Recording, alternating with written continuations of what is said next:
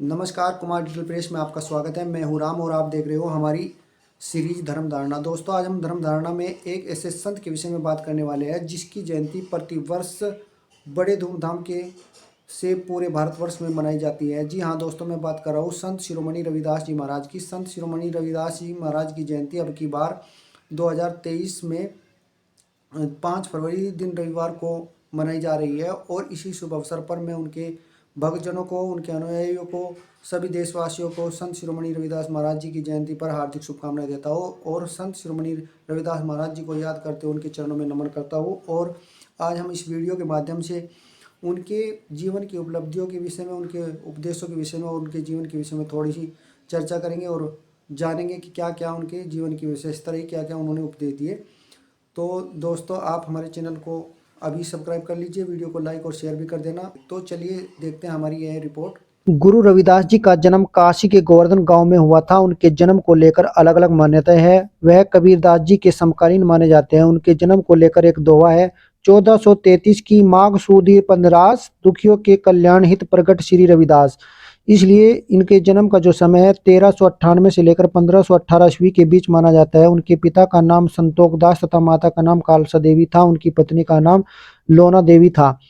रविदास जी ने साधु संतों की संगत से ही ज्ञान प्राप्त कर लिया था। गुरु रविदास जी ने संत रामानंद जी के शिष्य बनकर आध्यात्मिक ज्ञान अर्जित किया।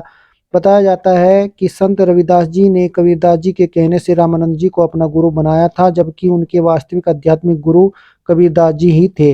दोस्तों, प्रतिवर्ष माघ पूर्णिमा को गुरु रविदास जी की जयंती को उनके जन्म दिवस के उपलक्ष्य में मनाया जाता है। यह दिन रविदास पंथ का धर्म का वार्षिक केंद्र बिंदु भी माना जाता है। इस दिन गुरु रविदास जी की अमृतवाणी को भी पढ़ा जाता है और गुरु के चित्र को लगाकर नगरों में सभी जगह संगीत कीर्तन जुलूस निकाले जाते हैं। इनके अलावा श्रद्धालु पवित्र गंगा में डुबकी लगाकर स्नान करते हैं और फिर मंदिरों में लगी रविदास मूर्ति की पूजा अर्चना करते हैं। श्री गोवर्धनपुर वाराणसी में हर वर्ष एक भव्य उत्सव के रूप में इनका जन्मदिन मनाया जाता है। इस दिन देश भर से लाखों श्रद्धालु वाराणसी आते हैं और गुरु रविदास जी के भक्ति आंदोलन का नेतृत्व किया था। उन्होंने रैदास पंथ की स्थापना की थी। कबीर पंथी और सिख धर्म के लोग भी इनके अनुयायी हैं। गुरु ग्रंथ साहिब में भी उनकी रचनाओं को सम्मिलित किया गया था। गुरु रविदास जी ने मधुर तथा भक्तिपूर्ण भजनों की रचना की, जिन्हें सुनकर आज भी भक्त भाव विभोर हो जाया करते हैं। संत रविदास जी का विश्वास था कि राम, कृष्ण, करीम, राघव आदि सब एक ही परमेश्वर के नाम है।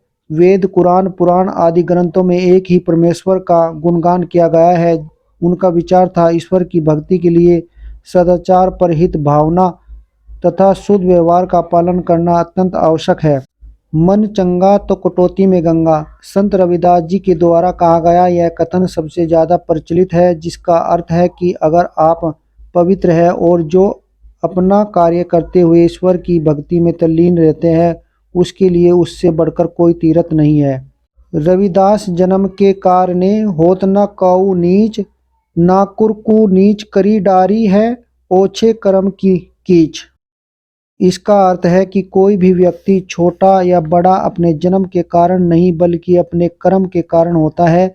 व्यक्ति के कर्म ही उसे ऊंचा या नीचा बनाते हैं। संत रविदास जी सभी को एक समान भाव से रहने की शिक्षा दिया करते थे। उनका उपदेश था कभी भी अपने अंदर अभिमान को जन्म न लेने दे। दोस्तों, इस प्रकार उनके उपदेशों को याद करके आज हम उन्हें सत सत नमन करते हैं और समाज में ऊंच नीच जात पात के भेद को मिटाने के लिए उनके उपदेशों को मनन करते हैं। और आप सभी से अनुरोध करते हैं कि गुरु रविदास जी के दिए गए उपदेशों पर चलकर उन्हें सच्ची श्रद्धा भेंट करें। आओ आओ रविदास जयंती पर अपने अंदर बैठे अभिमान को त्यागे और इसी के साथ रविदास जयंती को मनाएं। संत गुरु रविदास महाराज की जय। दोस्तों, यदि आपको हमारे द्वारा दी गई जानकारी पसंद आई हो तो हमारे चैनल को अभी सब्सक्राइब कर लीजिए और वीडियो को लाइक और शेयर कर दीजिए। अगली वीडियो में हम फिर मिलेंगे, तब तक के लिए नमस्कार।